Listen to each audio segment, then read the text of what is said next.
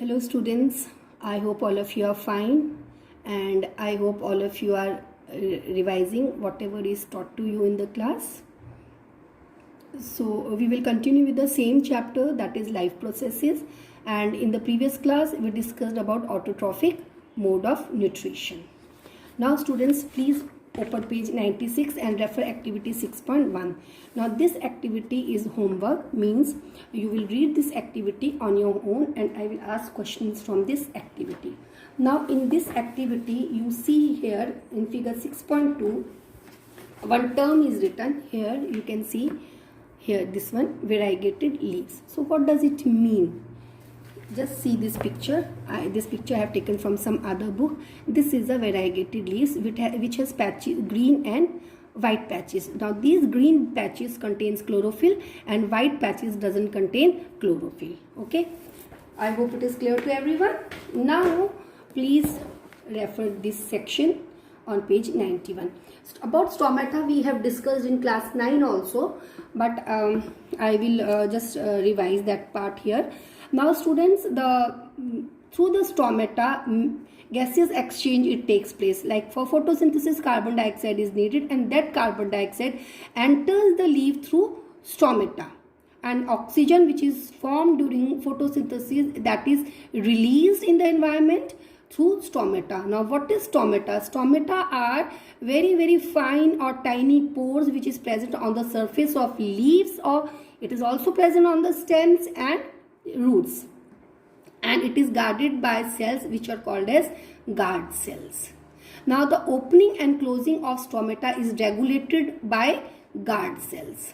Okay, how? Now you all know that the water is absorbed from the soil by the roots, and in the soil important nutrients are also present like nitrogen, phosphorus, potassium, and all these nutrients they mix in water and forms a solution, and then that is absorbed by the roots and it distributed or transported to different parts of the leaves, different parts of the plant including leaves. Now this water is absorbed by the guard cells. Now when the water is absorbed by the guard cells, what happens? The guard cells they swell up, and when they swell up they form a curved shape, thereby opening the stomata, and during that time carbon dioxide enters in the leaf and oxygen it leaves the leaf, and water is also lost during that time by the process called as transpiration. Okay, now and you can say that now the stomata is open. Now when the water is not absorbed by the guard cells, or when the water is less in the guard cells they become straight, thereby closing the stomata, and during that time the gaseous exchange does not take place and transpiration also does not take place. You can see here, this is the picture of guard cells. Okay, and this is stomata. Now you will not be able to see stomata like this on the leaves because they are very fine. This is seen through the microscope. I hope it is clear. Now students, please remember that in the broad leaves the stomata are present on the lower surface of the leaf, lower side of the leaf. Can any one of you tell me why it is present on the lower surface? Just you can give a voice message also. Why not on the upper surface? Why on the lower surface more? Okay, time up. It is present on the lower surface more in order to prevent excess loss of water, because if the stomata will be present on the upper surface, lot of water will be lost by transpiration. Okay, and but in a narrow leaf the equal number of stomata are present on the upper as well as on the lower surface. Now please underline, it is important to note here that exchange of gases occur across the leaves of stem, roots and leaves as well. I hope it is clear. Now please refer activity 6.2. It is very simple activity. I will read out first and then I will explain you. Take 2 healthy potted plants which are nearly of same size. Keep them in a dark room for 3 days. Now place each plant on separate glass plates. Okay, you have to place it on a glass plates. Place a watch glass containing potassium hydroxide by the side of one of the plant. The potassium hydroxide is used to absorb carbon dioxide. Cover both the plants with separate bell jars as it is shown in the figure. Use Vaseline to seal the bottom of the jars to the glass plate so that the setup is airtight. Keep the plants in sunlight for about 2 hours. Plug the leaves from each plant and check for the presence of starch as in the above activity. Do both the leaves show the presence of same amount of starch? What can you conclude from this activity? Now students, here what you do, here take 2 potted plants and keep it in a dark room for 3 days. Now my question is, why these plants are kept in a dark room for 3 days? What will happen? Any one of you can answer. You can give a voice message also. Why these plants are kept in a dark room? Okay, now these plants, the leaves of the plants contain starch. So it is kept in a dark room first of all so that the plant doesn't perform photosynthesis, and whatever starch is present for 3 days, that starch will be used up by the plants, okay, for performing its different life processes. So all the starch will be used up, and it is, since it is kept in a dark room, photosynthesis will not take place and more starch will not be synthesized by the leaves. After that, you take these 2 pots and place it over a glass sheet, okay, and just on one side of the glass sheet, in one of the pot, you keep in a watch glass potassium hydroxide. This potassium hydroxide, it absorbs carbon dioxide, okay, and then cover it with both the pots with a bell jar and seal it with a Vaseline in such a way that it should be airtight. Now students, this set, and now keep this setup in sunlight. Now this setup here, in both the setup, in both the plants which is covered by the bell jar, the carbon dioxide present in the setup inside the bell jar, that is only available for the plants to perform photosynthesis because it is airtight. Air from outside cannot enter here, okay. Now since it is kept in light, the plants will perform photosynthesis. Which plant will perform photosynthesis and which plant will not perform photosynthesis? Can any one of you answer? Just give me, you can give me a voice message also, or you can write also. B pot, okay, here this pot will perform photosynthesis because here it has air has carbon dioxide and it will use carbon dioxide for photosynthesis, whereas the plant kept in pot A will not perform photosynthesis because the carbon dioxide which is present in the air will be absorbed by potassium hydroxide. And then after 2-3 hours, the leaves are tested for the starch, presence of starch, and pot B shows positive test for the presence of starch, and this activity shows that the carbon dioxide is needed for photosynthesis. I hope it is clear to everyone nicely. Now students,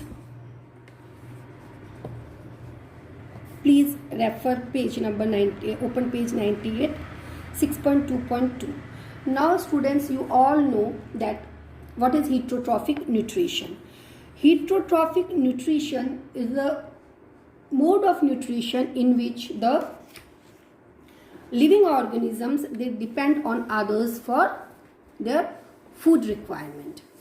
And based on this type of nutrition, organisms are of different types. You all know, you all have studied herbivores. What are herbivores? You all know herbivores are those organisms which eat plants only, like rabbit, cow, deer. Then is carnivores. Carnivores are those animals which eat flesh only, like lion, tiger, bear.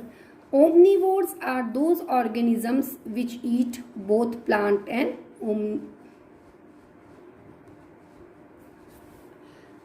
flesh. Other than that, we have saprotrophs also. What are saprotrophs? This you have studied in class 7. Some of the animals or some of the organisms, they take the outside food, okay, and that food is taken inside the digestive system or inside the body, and inside the body the food is digested and is absorbed. But in some living organisms, what they do, they digest the food outside, okay, they digest the food outside and then that digested food is absorbed. For example, you can see here examples like, please students see here, like bread mold. Bread mold is what? Rhizopus, yeast, mushroom. Now you know, you have studied this in class 7. Rhizopus grows on bread, and outside only the food is digested, okay, and it is converted into the solution form, and then that is absorbed by the fungus for its growth. So such type of nutrition is called as saprotrophic nutrition, okay. So saprotrophic, here the living organisms, here the living organism is what? Rhizopus, yeast, mushrooms. They grow on dead and decaying matter, and then they absorb the food. I hope it is clear to everyone. Now then, next type of nutrition is parasitic. Parasites, you can say, or parasitic nutrition. Parasite. Now here what happens? Here the living organisms, they take the food from other living organisms, okay. Some like they derive nutrition from plants or animals without killing them, from other living organisms. And the organism which draws nutrition are called parasites, and the organism from where the nutrition is drawn is called as the host. So here both the host and the parasites are living. For example, this you can please underline. I hope it is clear to everyone now nicely. So students, I have told you this number of times that all the living organisms, they perform the life processes, and the requirement is same for all the life processes. In case of nutrition, the main aim of all the living organisms, whether they are unicellular, whether they are multicellular, the aim is this: to get food, to take food, to release energy. But the methods are different, okay. Now in unicellular organism like amoeba, in case of amoeba it is unicellular, so the food is taken inside the body just to get energy, but the method of obtaining the food and using the food is different in case of amoeba. Let us discuss about that also. So I am showing you here in this book, students. This I have taken from some another book, so you can see. Now this is amoeba. You know amoeba has finger-like projections, which is called as pseudopodia, okay. These are the fine extensions. Now this is what? This is the food material. Now this pseudopodia, it elongates and it wraps the food material. Understood? And after that, these both the pseudopodia, they dissolve at the point of contact. And what is this? This is food. I hope it is clear. Now here you can see this picture. Here this is the food particle, and inside there is one food vacuole type of a thing, which is called as a phagosome. Now this food vacuole, this food, it enters the phagosome, okay. Now phagosome is also a vacuole, so the food, it enters, the food which is trapped by the pseudopodia, it enters the phagosome, and afterward it has lysosomes. You know the lysosomes contain digestive enzymes, so this lysosomes fuses with the phagosome containing the food material, and all the enzymes of lysosomes enter in the food vacuole and digest the food, and the digested food, it diffuses here in the cytoplasm and it is used by amoeba, whereas the undigested food, it is thrown out of the amoeba. In this case, the food vacuole You can see here it comes in contact with the plasma membrane or the cell membrane and it is thrown out. I hope it is clear to everyone. Okay. The food comes into a vacuole which is called as phagosome. I hope it is clear to everyone. So students, we will do till here only, and next we will revise in the next class. So if you have any doubt, you can clarify during clarification hour. So I hope you all are understanding whatever is taught to you, and if you have any doubt, please try to clarify your doubts. And students, try to understand the things, try to understand the concepts instead of learning the concepts by heart. That is very, very important. I hope you all know the difference between unicellular, multicellular, simple multicellular and the complex organisms. Okay, so rest we will do in next class. Okay, thank you students.